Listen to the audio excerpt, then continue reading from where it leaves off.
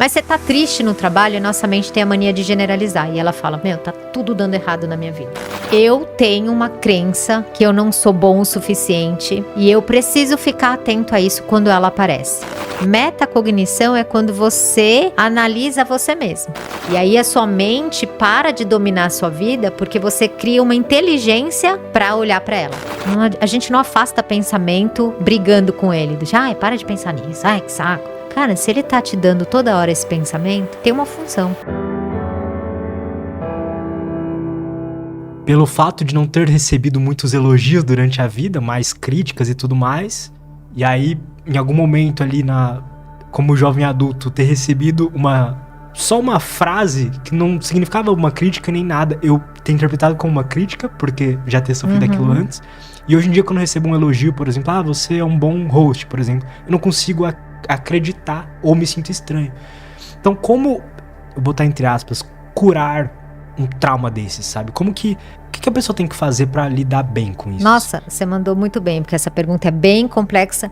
Ela é simples de responder, porém super difícil de fazer. Então vamos falar sobre ela. Todo mundo... Pode aprofundar à vontade.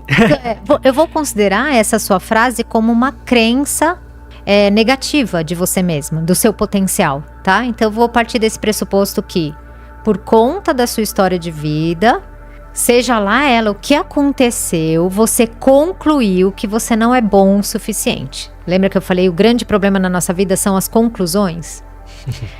E aí, hoje você tem, racionalmente, você percebe isso.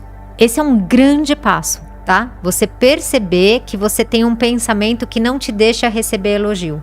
Você já percebeu isso. Tem um monte de gente que tem um monte de crença que não percebeu, tá? Então, embora pareça simples pra você andou 70%, 60%, 70% do caminho pra melhora. Agora, é um detalhe muito importante. Tudo que a gente aprende na nossa vida fica muito marcado. Hoje você fala português sem pensar, porque é a sua língua. Desde pequeno você fala português, então é algo muito automático. Se você quiser falar alemão, cara, você vai sofrer para falar alemão. Ainda mais adulto, né? Porque você pega uma criancinha de 3 anos, você leva pra Alemanha, põe numa escola, ela não vai entender nada, vai chorar 6 meses, 1 ano depois ela tá falando. A gente não. Então, no adulto, para ele aprender algo novo, é preciso atenção. Essa é uma palavra bem importante. A gente precisa estar atento. Então, você tem que fazer uma escolha. Eu tenho uma crença que eu não sou bom o suficiente e eu preciso ficar atento a isso quando ela aparece. Quando que ela aparece? Ela aparece a qualquer elogio. Quando alguém te der um elogio e na hora você já fez aquele pensamento do tipo, nem é meu, você vai falar, opa, tô eu de novo. Você não precisa brigar com você, tá? Mas você precisa estar atento que apareceu de novo. Tipo assim, olha eu falando português, era pra estar treinando alemão, olha eu falando português de novo. Então, olha eu de novo jogando fora o elogio. Tem que prestar atenção na hora que estiver acontecendo, tá? E aí, você tem que pôr nesse lugar de observação, do tipo, olha a minha mente fazendo isso de novo. É a minha mente. É engraçado porque, passei todos os últimos tempos não conseguindo enxergar que isso era uma crença, sabe? Até que numa última sessão de terapia a gente, putz, é verdade, eu tenho essa crença. Então, como que uma pessoa sai do momento de estar sem saber que tá sofrendo por uma coisa que é uma crença, sabe? Não é a realidade. Porque pra mim aquilo era a realidade. Tipo assim, quando uma pessoa me elogia, ou ela tá mentindo pra mim, ou ela quer me agradar. Tipo, eu não conseguia enxergar que eu poderia ser bom mesmo. Então, como que uma pessoa faz o primeiro passo que você falou, esse 70%? Ótimo. A terapia ajuda muito, né? Ajuda muito. A terapia ajuda porque quando as pessoas falam assim, na terapia eu vou lá e converso, né? Eu vou conversar. Terapia é conversar, não é conversar. Quando vocês estão falando com a gente está analisando o discurso. Então, supondo que, parece que você está falando de relacionamento só. Eu conheci uma pessoa nova, assim, assado. Eu não tô ouvindo a historinha aqui. Eu tô ouvindo como você fala sobre isso. Mas, então, voltando um pouco, né, na sua pergunta, como descobrir isso? Eu acho difícil sozinho, sabe? Porque às vezes a gente tá tão conectado com a gente mesmo que é difícil você fazer o que na psicologia a gente chama de metacognição. Metacognição é quando você analisa você mesmo. Sabe? Quando alguém dá um elogio agora pra você e você na hora tiver vontade de falar, imagina, nada a ver. Opa, lá tô eu de novo jogando fora um elogio. Essa frase é uma metacognição, é você pensando sobre você mesmo.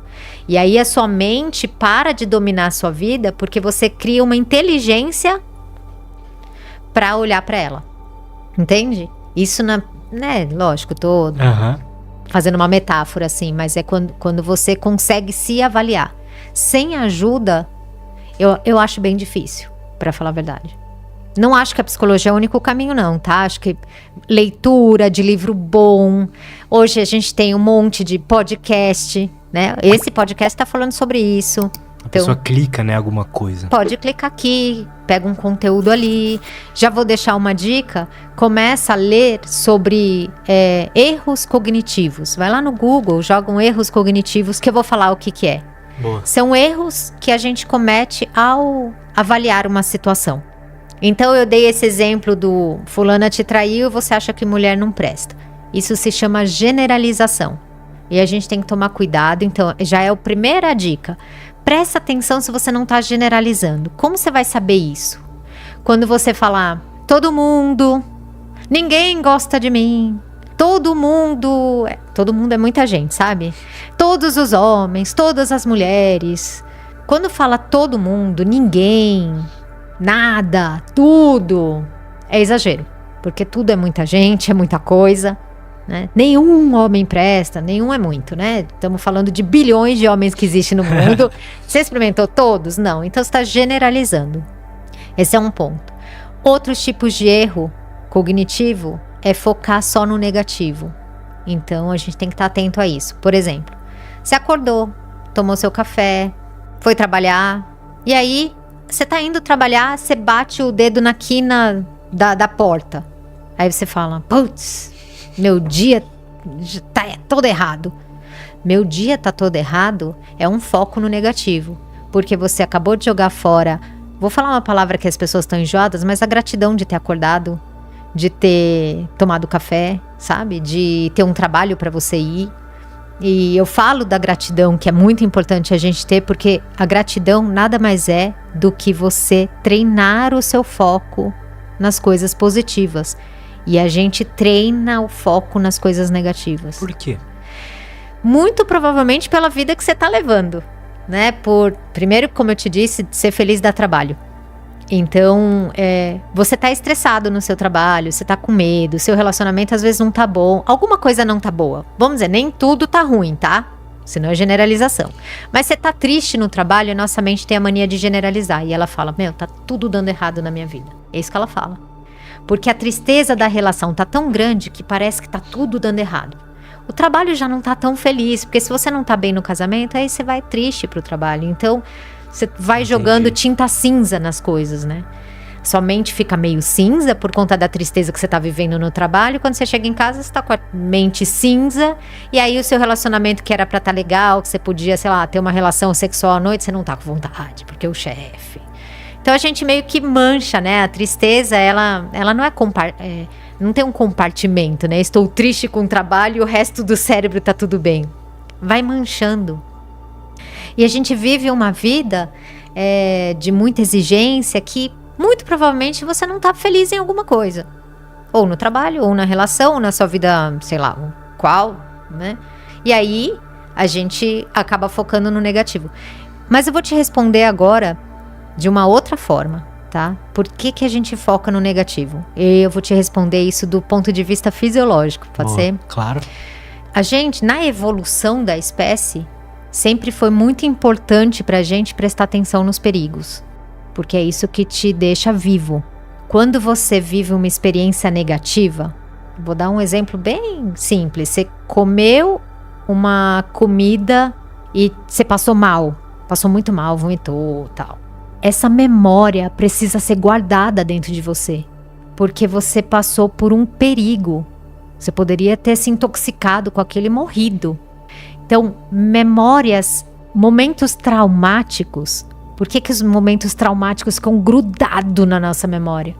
Porque a nossa memória, nossa mente, né, ela pensa o seguinte, cara, ela não pode viver isso de novo, ele não pode viver isso de novo, então eu preciso guardar isso que aconteceu para que ela saiba se proteger da próxima vez.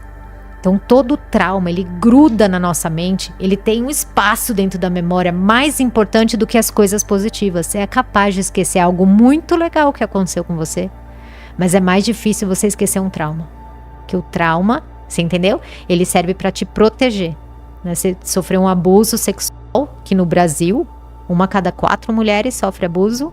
E aí, você pega esse trauma, que isso vai afetar a vida dela. Não tem jeito. Então a mente dela fica, tipo, com medo. Ela pode ter um novo relacionamento e ficar travada no sexo, sabe? Ou ela pode passar em determinado lugar e ficar com medo. E às vezes ela nem sabe. Às vezes ela nem sabe por que ela tá travada de alguma coisa. E pode estar ligado lá.